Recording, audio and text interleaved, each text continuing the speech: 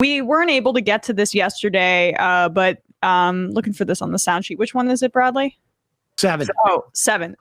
We weren't able to get to this yesterday, but Sean Hannity went on his radio program and was just throwing ideas at the wall about how the United States should retaliate against Russia. And it's incredibly dangerous. I think it also fits well with what Lindsey Graham had to say today. But first, let's listen to what Sean Hannity said. What we ought to be focused on is energy and the military. Those are the two things that would matter the most.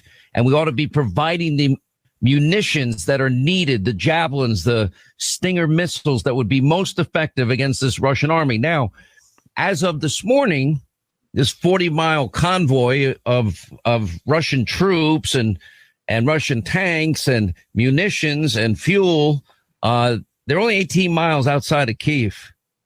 And let me tell you, when I look at that, I'm thinking, this is about to become, it's about to go to the next level. And I pray to God Almighty I'm wrong. And the next level would be a massacre. And the next level would be the toppling of the government of Kyiv. The next level will mean thousands upon thousands and likely tens of thousands of people dead. And that might be on the low side. That's what I fear the most now. Now, you would think that maybe these European countries would get together and they'd be arming the Ukrainians that show that they're willing to fight. You know, if we can see on satellite imagery. Pause it for 1 second. Pause it for 1 second. Pause it. You don't have to take it down. Incidentally, the Europeans are sending weapons. We are sending weapons. Just so you know, Hannity is basically talking about what's been happening and pretending this is his idea as to what should happen. But then he moves into this other thing, which aside from it being incredibly dangerous, also incredibly naive. Keep playing. Really stupid. I don't know. Maybe some smart country, maybe NATO might take some of their fighter jets, or maybe they can use some drone strikes and take out the whole damn convoy. And then nobody takes credit for it. So then Putin won't know who to hit. Okay, so that's it, right? So the idea, like, let's just peel off the USA on the side of the fighter jets that are going to drop the bombs, and Putin's not going to have any idea who did it. Like, oh, okay, so you are 12. You are 12 years old. I mean, got to be honest with you, like 12-year-olds who get into this stuff. I remember kids like that, like little John Hodgmans probably, when they're 12. They know, like, if we could see pictures of this convoy, the idea that, like, we have no idea who blew it up must have been just like some kid with a drone. Yeah. Putin would never suspect it. And then here's this Lindsey Graham thing too. Like, Republicans are just ramping this up slowly but surely in terms of their militarism. This is psychotic. So Lindsey Graham, yeah. And we should just say the difference between Graham saying this and publishing it too, actually, and Hannity is huge, because Graham is like it or not, a very well-known, powerful U.S. senator. Yeah. So here's what Lindsey Graham had to say. Is there a Brutus in Russia? Is there a more successful Colonel Stauffenberg in the Russian military? Was that the guy that tried to assassinate Hitler? Right? I think so. Yeah. Tom Cruise played him in that movie, I think. The only way this ends is for somebody in Russia to take this guy out. You would be doing your country and the world a great service. So, like, if this guy's waxing poetically about this publicly, just imagine what the ghouls that are in the deep state, or the Pentagon, or military industrial complex, industrial complex are thinking about privately. And that's like the cruder form of Hillary Clinton and what we played earlier in the week, where she was essentially saying, why, we can help the Ukrainian people, and not explicitly saying that this was her intention, but the war in Ukraine can be elongated so that it bleeds Putin out and he's put in a weaker position than he would be before. And then you have the Republican brutes, not to use a pun because he mentioned Brutus in there, who are just hypothesizing about a cruder form of it.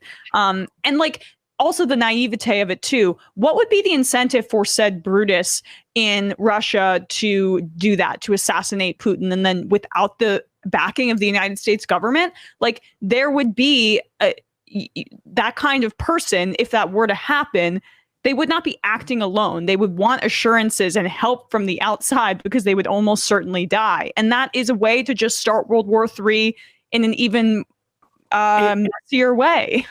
The worst part of it is not even the sheer insanity that's associated with it. It is that he is giving the Putin exactly what Putin wants and needs at this point, which is a justification for attacking a country that is posing no threat to Russia. And that justification is, here it is.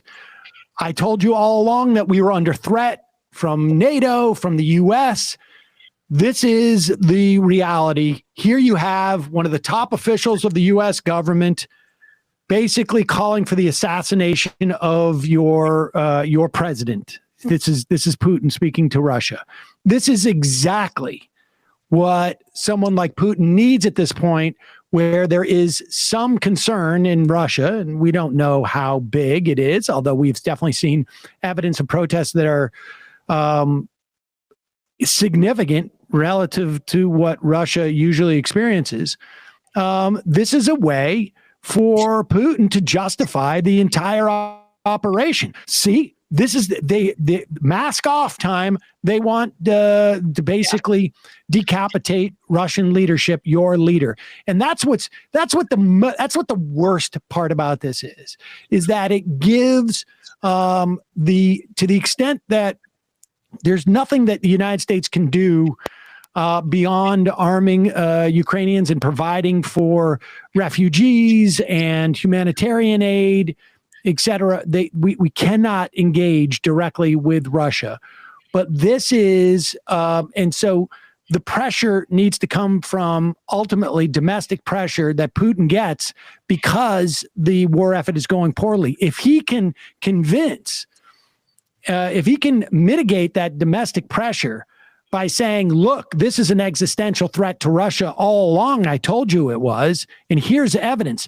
That's what is so incredibly irresponsible by Graham. Yeah. But here is. Oh, sorry. Go on. I want to go back to Hannity just to complete the circle. So what must have happened? The first clip we played of Hannity was on Wednesday. Mm-hmm. What must have happened is after he got off his radio show, somebody said, Sean, they'll know. Like, I mean, if we send a plane, if we send a jet or even a drone, they can be identified. Like the Ukrainians have access to Turkish drones, is my understanding, but the Russians have intel. They'll know it was us. We can't pretend it wasn't us. So he's like, oh, okay, I'll go back on. I'm gonna make it like I'm doubling down, but I'm gonna actually change it a little bit. Here's Sean Hannity, day 2 on his radio show of his playing armchair general. They're valiantly trying to fight back. And thank goodness they have some of the Javelin missiles they need. They don't have enough. Supposedly they're going to get shipments of Stinger missiles. That will be helpful as well. What I don't understand is we've had this convoy, which has really been a focus of concern of mine. And it's a 40-mile long convoy of Russian troops and tanks and munitions and fuel. And it's just been stuck. You can Google it on Google Maps, for crying out loud, and you know exactly where it is. They're about 18 miles away from the capital of Ukraine, Kyiv. And what I've been scratching my little head wondering, okay, if they get to Kyiv with all that military might, my prediction is, and you don't have to be a genius to figure this out, is this is going to be a massacre. We can prevent a massacre, and I'll tell you how to do it. It's not that hard. We know exactly where it is. Why aren't they taking out that convoy? Not saying America. Now, there are other countries that could join in privately, secretly. Privately. There's something in the, the intelligence world called covert operations with something known as plausible deniability. In other words, you do it, you don't leave your fingerprints, and you deny you did it, even though you did it. Well, that's lying, Hannity. You're telling us countries lie all the time. I'm saying in the face of evil, to stop what will be, if that convoy, as large as it is, makes it to Kyiv, it will be a humanitarian disaster. It will be a massacre. It will go down in history as a massacre. Now that the convoy is stalled and it's sitting there, they're like sitting ducks. And we're not taking out the convoy. I'm not saying we, the United States. Why isn't Europe stepping up and taking out the convoy? They don't have to take credit for it. They can even deny it. But it's an easy military mission from what I can see. And I've talked to commanders. I said, would that be a hard mission? No. With the right, you can do it with drone strikes. You can do it. It's rather simple, actually, they're telling me. Because they're stationary in one spot and they're out in the open. Pause it. This is just, we don't need to. This is so unbelievably stupid. It is fascinating. It is fascinating to just watch, everybody's now a general. Would it be easy to do if you had a plane? Yes. The problem is the implications of our engaging in that fight. Why send in a covert team to basically do what the Ukrainians could do if they had the military resources? If you can send in a crew of people, because the bottom line is you can't have people on the ground take out the entire thing. The best you can do, which they're already probably doing to a certain extent, is just blowing up a tank here or blowing up a truck there and relying on the fact that the ground is getting too soft off that road and they can't get past it. That's basically what's happening. It's just mud off the road. And, but it is fascinating to hear Hannity talk like this. Yeah. I mean, it's like the arrogance of it too. It's like, if we just have one swift kill shot and you're wearing a mask, so Russia's not going to know who it's going to be, but not America. Like, he had to backtrack there. I mean, is it beyond Russia to, even if it's not America and if the planes don't have markers on them when they drop the bombs, for them to blame America anyway? Because that would make logical sense. Like, this is kind of fairly standard warhawk arrogance, where it's like, we can do it super cleanly. And because of the just almighty power that we display, that people are going to back down, as opposed to just harm reduction when a war like this breaks out. And this kind of thinking is never constructive, even though, he's doing it in a particularly idiotic form now. It's the keyboard commandos. That's what we're watching again. There was a bunch of this back in the day too.